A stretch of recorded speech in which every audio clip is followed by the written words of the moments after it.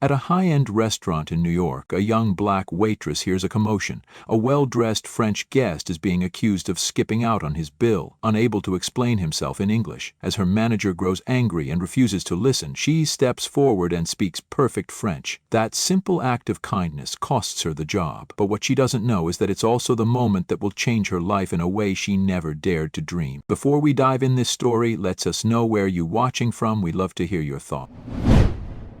The clink of silverware, the low hum of violins from the corner quartet, and the rustle of linen napkins filled the golden air of Belamonte's, one of uptown Manhattan's finest dining rooms. It was nearing 8 p.m., the peak of the Friday dinner rush, when the world seemed to shift from a polite murmur to a tight-laced choreography of wealth and status. Maya Bennett moved through it all like a silent melody. Her black shoes tapped softly on the marble floor, weaving between tables draped in white, her tray balanced like instinct between one hand and the curve of her hip. She wore her uniform neatly. White blouse buttoned high, black slacks creased razor-sharp, apron spotless. Her skin, a deep espresso tone, shimmered faintly under the soft chandeliers. Every motion she made was measured, respectful but not timid, as if she held a secret no one thought to ask about. She had been on her feet since 3 o'clock. She had counted quietly to herself the 12,000 steps it had taken to serve the high society of New York. But Maya never complained. Her mother always said, "Kindness is quiet. Keep walking forward." And that's what Maya did, shift after shift, with a whisper of grace and fire buried just beneath. Her table by the window had just complimented her on the Pinot Noir pairing when she heard it, a sharp voice breaking the rhythm of the room. "Sir, I already told you. If you don't pay, you can't just walk out." The voice belonged to Mr. Harris, the restaurant's manager. Impeccably dressed, hair greased back like a banker from the 50s, his voice cut through the air like a cold wind. At the reception counter near the front, a tall, silver-haired man in an elegant navy coat stood flustered, gesturing helplessly. His eyes were wide, palms open, his accent thick and lyrical, unmistakably French. "J'ai perdu mon téléphone, mon portefeuille, s'il vous plaît, je vous juste appelé." "You lost it, right?" Harris interrupted, with a scoff so loud a few heads turned. "Lost the phone? Lost the wallet? Of course, how convenient." Maya's breath caught. Her hands instinctively gripped the edge of her tray tighter. The man looked utterly defeated. He wasn't yelling. He wasn't arguing. He was just trying, desperately, to explain. "Please," the man tried in broken English. "My friend, hotel, I need just one call." Harris shook his head, folding his arms like he was settling in for a long, righteous battle. "Sir, if you thought you could get a free meal by playing foreign, you came to the wrong place." The restaurant didn't pause.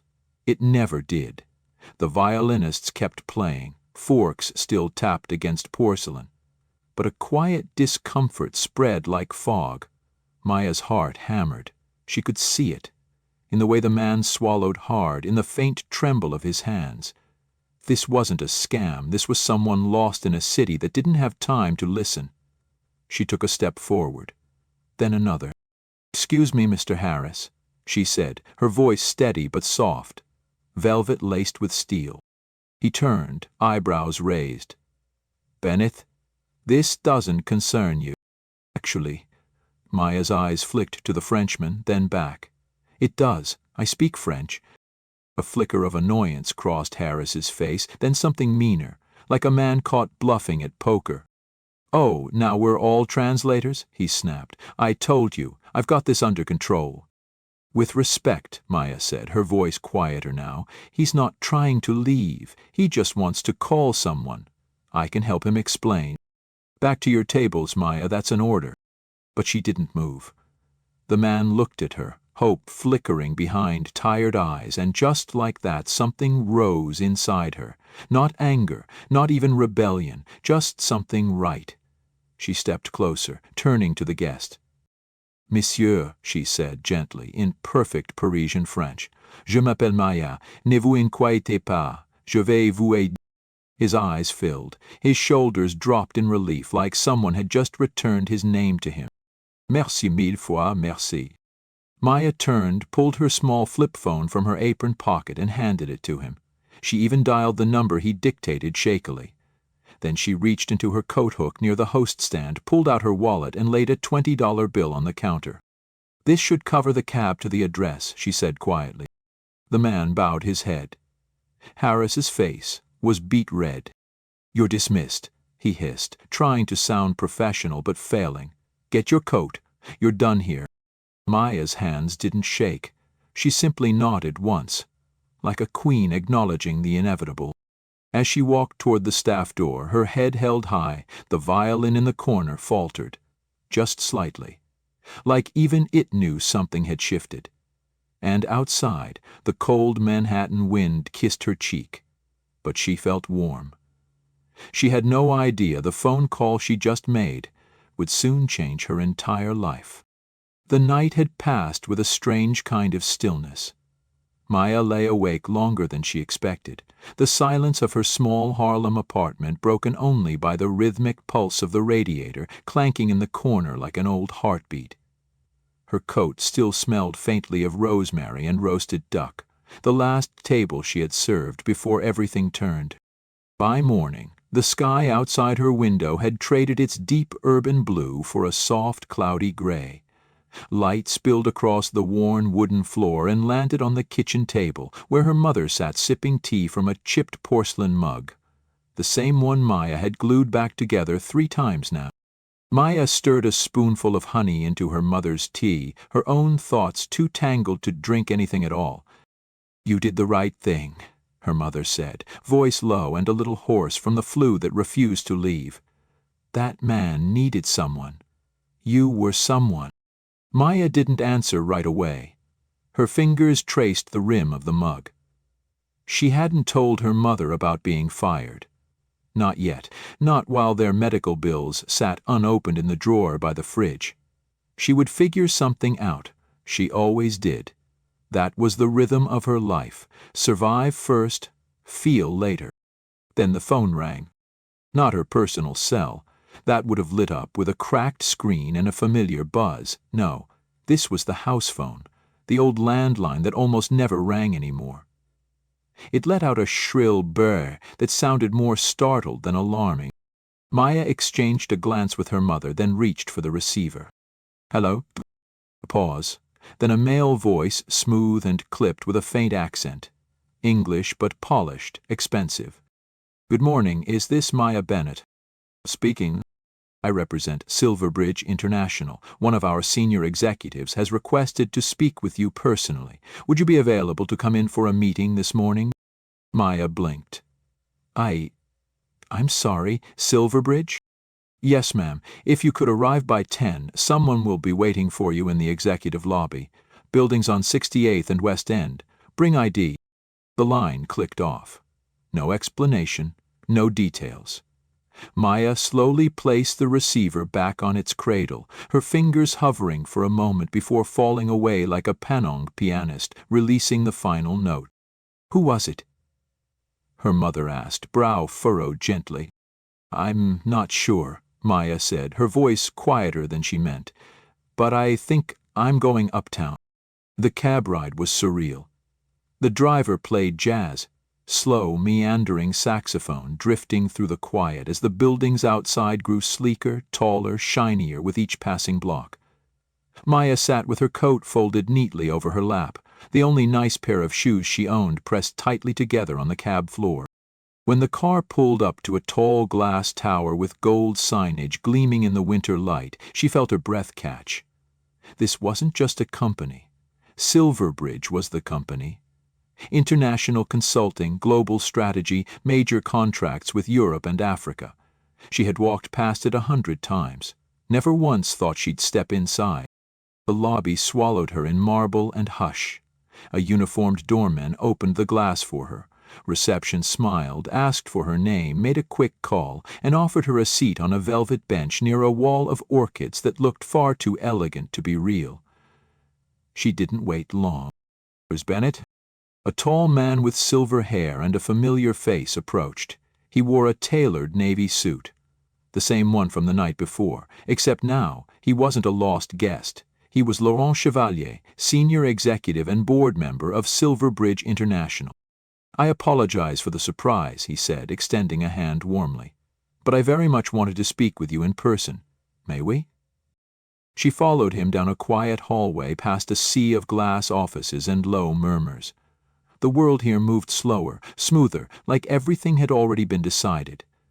Inside a corner office with a skyline view, he gestured for her to sit. "Miss Bennet, last night you showed me something I thought I had lost sight of. The quiet strength of good people." Maya remained still, her hands folded in her lap. "You didn't know who I was. You didn't ask for anything. But you helped me. Not just as a guest, but as a person." He leaned forward slightly. "And in doing so, you helped this company. My presence at that dinner was part of a very sensitive contract negotiation. If things had gone differently, it could have cost us dearly." He paused, studying her. "Tell me, Miss Bennet, what did you study in school?" "Economics," she said, after a beat. "Minor in languages, but I dropped out my second year. My mom got sick. I had to work." "And yet," he said, clearly impressed, "you speak flawless French. Any others?" "Spanish, Arabic, some Mandarin." There was a long moment of silence. Then Laurent smiled, a slow, genuine smile that reached his eyes. "Miss Bennet," he said, standing, "how would you feel about starting again, this time, here?" Her breath caught. "Sir, I don't have a degree." "Degrees are one thing, integrity is another." He extended his hand once more. "We'll start you as an intern, if you're willing. The rest, we'll see where it goes." Maya stood, took his hand. The warmth of it was real, and in that moment the world seemed to pause, not like something ending, but something just beginning. And while she didn't know it yet, the path she had just stepped onto would soon lead her deeper into the halls of ambition, betrayal, and justice. The elevator hummed softly as it rose. Maya stood quietly in the corner, her reflection faint in the mirrored panel behind a row of polished brass buttons. Her new ID badge, clipped neatly to the lapel of her blazer, still felt unfamiliar, like wearing someone else's coat. But the name was hers. Maya Bennet, International Intern, Silverbridge International. The badge didn't blink. It believed in her more than most people in that building would. As the doors opened onto the 12th floor, the rhythm of the company changed. The pace here was quick but hushed, the kind of efficient silence that spoke in glances, in keyboards tapping, in heels clicking across carpet.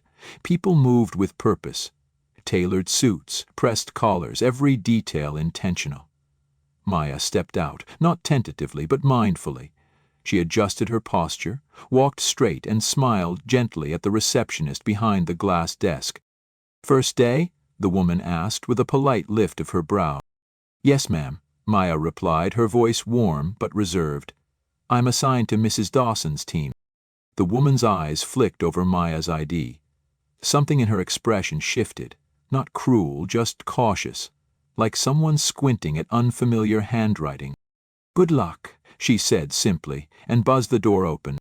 It clicked with a sound that somehow felt more like permission than welcome.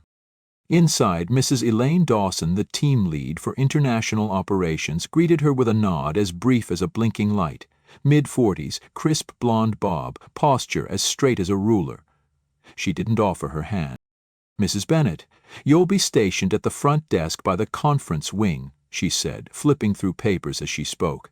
"Answer phones, keep the lobby neat, handle errands. No access to core documents unless asked. Understood?" "Yes, ma'am," Maya said evenly. She followed instructions without complaint. The desk was small, tucked between a printer and a water cooler, away from the strategic meetings and project rooms. A few junior associates passed her without eye contact. One even asked, gently but unmistakably, if she was from facilities. Maya answered with a smile that didn't quite reach her eyes. Each morning she arrived early. She greeted everyone with calm grace, even if no one replied. She brewed coffee, organized files, and wiped fingerprints from glass surfaces without being asked. But more than that, she listened. She paid attention to project briefings through the walls, read discarded notes left in the bin by careless hands, and studied every printed agenda she was allowed to distribute. The silence that wrapped her wasn't emptiness, it was observation. At night she stayed late, pretending to wait for a delayed ride while she read through binders abandoned in the copy room. She created her own timeline of the West Africa logistics project, the one all departments seemed to fumble through, and quietly began drafting her own improvement plan. There were no complaints, no outbursts. Only stillness, only focus, like water carving through stone. One afternoon, as Maya was restocking the kitchen with bottled water, a junior associate named Brian approached her. His shirt was wrinkled in a way that suggested last-minute preparation, not overwork. "Hey, new girl," he said, nodding toward her badge. "You speak any foreign languages, or is that just for show?" Maya turned slowly, her tone polite but laced with purpose. "I speak 5, she replied, "but I also know how to replace toner without causing a fire, if that's what you're asking." Brian raised his eyebrows, half amused, half disarmed. He chuckled, but didn't apologize. "To shoot," he muttered and walked off. Later that week, as whispers swirled about an upcoming meeting with an international client, one the company had nearly lost once before, Maya knew the time was nearing. She wasn't aiming to leap. She was waiting for the right door to swing open, not by invitation, by need. She finished her plan, printed it, proofed every word, bound it in a soft blue cover, and slipped it into an envelope labeled only with a single line: "For review. Feedback welcome."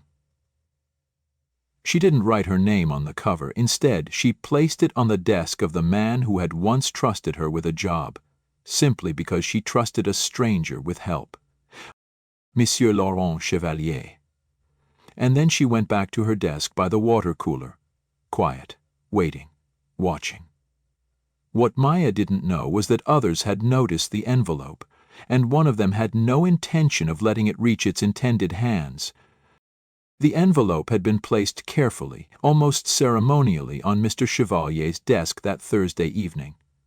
The office had long emptied save for the soft hum of lights left on by habit and the faint buzz of cleaning carts rolling down the marble halls. Maya hadn't lingered. She simply placed the report where it belonged and walked away, letting her hope rest silently between the pages she had written. By the next morning, however, something felt altered. The building's usual rhythm had quickened. Conversations were sharper, coffee orders were shorter. Maya noticed it first in the way Brian passed by her desk, whistling a little tune, fingers drumming the side of his phone. Like someone who had stumbled onto something valuable he didn't earn. Then came the meeting memo, the one that made her heart pause. Client strategy meeting at 10 a.m., international partners arriving, all team leads and project assistants required, Mr. Chevalier attending. Maya reread the memo 3 times. She wasn't listed as required, of course, but her chest tightened nonetheless.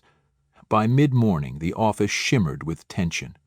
Polished shoes tapped double time, jackets were straightened twice, the glass-walled conference room filled with voices.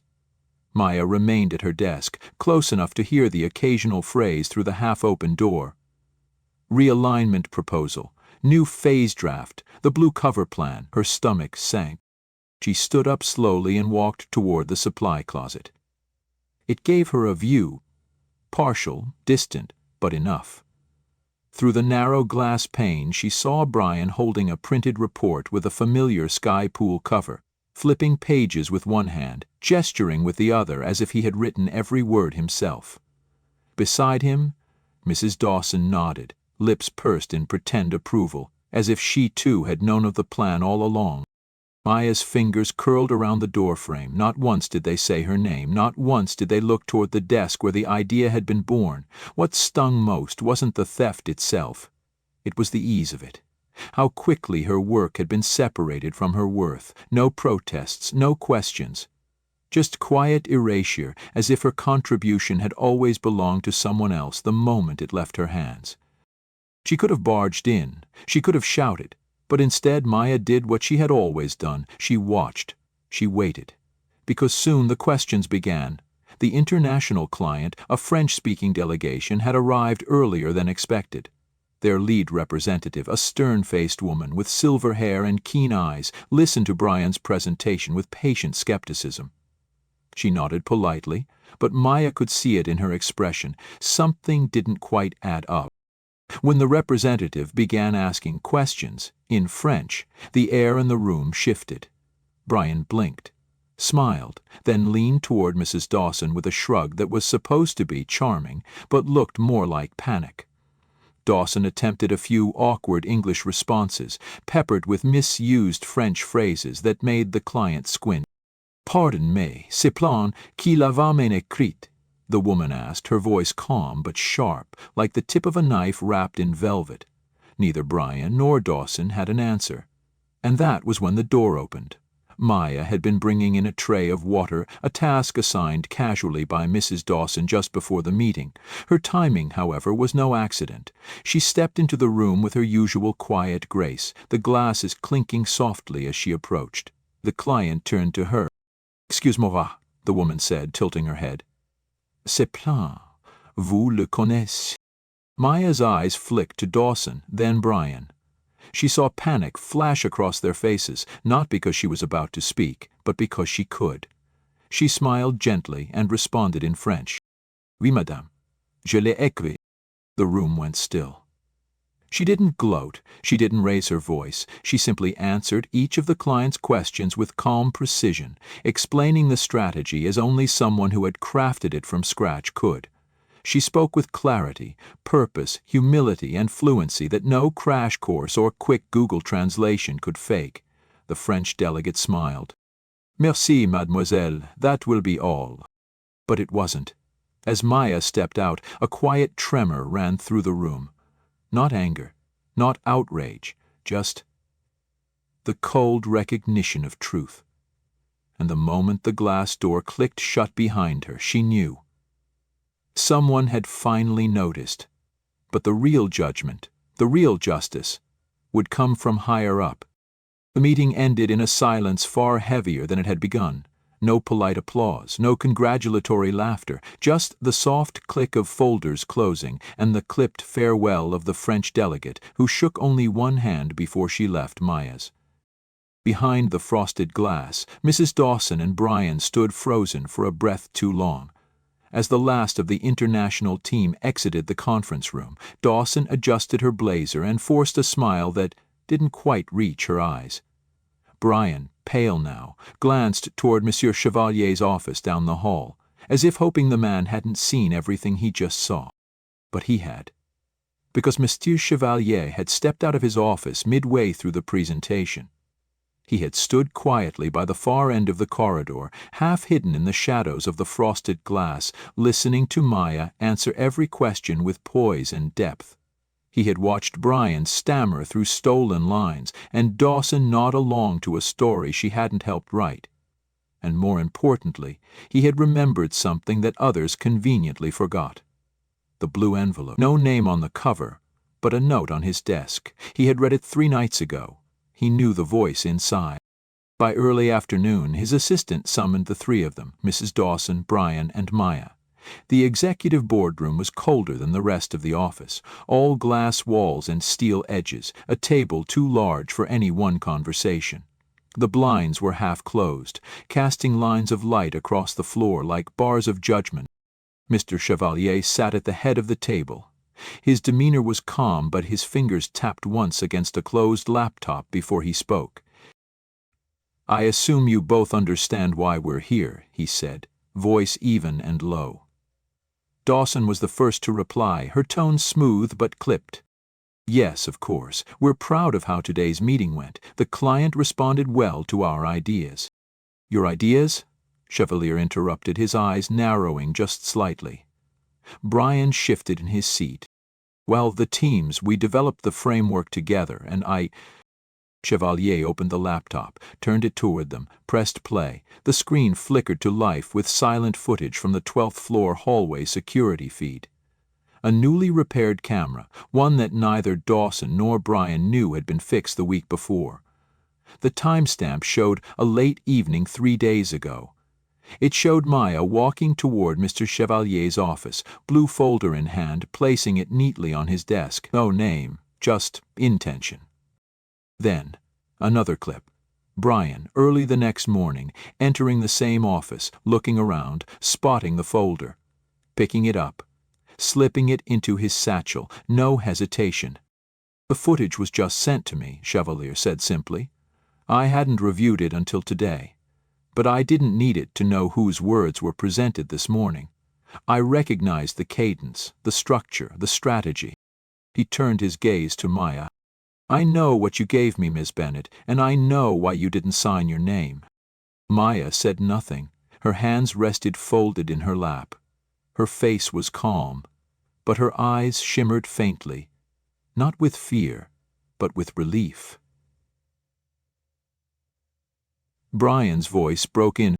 Sir, I didn't realize. I thought it was a draft left by someone else. You thought wrong, Chevalier said, the steel returning to his voice, and more importantly, you acted wrong. Mrs. Dawson opened her mouth to defend him, but Chevalier raised a hand. This company does not reward theft, and we certainly do not reward silencing talent for the sake of preserving ego. He stood. Effective immediately, your contracts are terminated. Security will escort you both out by end of day. The silence that followed was absolute. Brian sat slack-jawed. Dawson's face was stone, but Maya exhaled slowly, not in triumph but in release. The weight she had carried, the silence, the doubt, the long hours unnoticed, all lifted in that moment. Chevalier looked at her once more. Miss Bennet, he said, voice lowering with sincerity, we'll speak again tomorrow, but for now, take the afternoon. You've earned far more than that. As Maya rose, she didn't glance at the two who were escorted out behind her. She didn't need to, because justice, when it arrived slowly, lands with a quiet grace, and in her silence she had rewritten the story. The next morning felt different, not because the sun rose any brighter, but because Maya stood beneath it a little taller. She stepped into the lobby of Silverbridge wearing the same coat she had worn on her first day, but this time the security guard greeted her by name, and the receptionist offered a warm smile that wasn't practiced or forced. Even the elevator seemed to glide more smoothly beneath her feet, as if it too recognized her right to ascend. When the doors opened on the 12th floor, she expected a brief nod from Mr. Chevalier, maybe a formal letter acknowledging her new position. But instead, his assistant guided her down a different corridor, past her old desk by the water cooler, past the conference rooms, into a corner suite that overlooked the city skyline. On the glass door was a gold plaque, freshly affixed. Maya Bennet, International Strategy Coordinator. The title shimmered, understated but undeniable. Inside the office, a modest desk faced the window. A small potted plant sat on the windowsill, and on the desk a folder, this time bearing her name, typed in bold, unmistakable font, alongside a handwritten note from Mr. Chevalier. You were always meant to be seen. But Maya's story didn't pause at the title. She didn't stop at the office she was never meant to reach. With her promotion came responsibility, and she embraced it the only way she knew how, with the same quiet strength that had carried her through unnoticed hallways. In the months that followed, she built a name not just as a brilliant strategist, but as someone who opened doors for others like her, voices too often unheard. She launched an internal mentorship program for underrepresented hires. She advocated for community scholarships, and soon she founded the Bridge Collective, a nonprofit that provided job training and language education to low-income families, focusing especially on women of color. Every Friday evening after work, she taught a free business literacy class at the local community center. Her mother, now stronger and finally well, often waited at the back of the room with a warm smile and a thermos of sweet tea, proud in the quiet way mothers are, the kind that sees everything and says only what matters. One crisp autumn afternoon, Maya stood before a crowd gathered at the ribbon cutting of the Bridge Collective's new headquarters. A modest, sunlit space filled with books, hope, and second chances. Chevalier was there, standing among volunteers and clients, hands clasped behind his back, wearing the same quiet expression he had when she first translated for a man no one else listened to. As the ribbon was cut and applause erupted, a young girl no older than 10 ran up to Maya, holding a notebook filled with drawings. She pointed to one. It was a picture of a woman standing beside a door made of gold, holding it open for others behind her. Beneath the drawing were the words, "Miss Maya is magic." Maya knelt down, smiled, and whispered, "No, sweetheart, I'm not magic. I'm just someone who didn't stop walking." That night, as the lights of the city blinked awake and laughter echoed from the new center's hallways, Maya stood beneath a glowing sign that bore her name, not as a symbol of success, but as a reminder that dignity needs no permission. Because kindness, real, brave, unglamorous kindness, leaves a trail, and sometimes that trail leads not only to justice, but to something greater. A place where the forgotten are remembered, the quiet are heard, and the doors that were once closed stay open for good. Join us to share meaningful stories by hitting the like and subscribe buttons.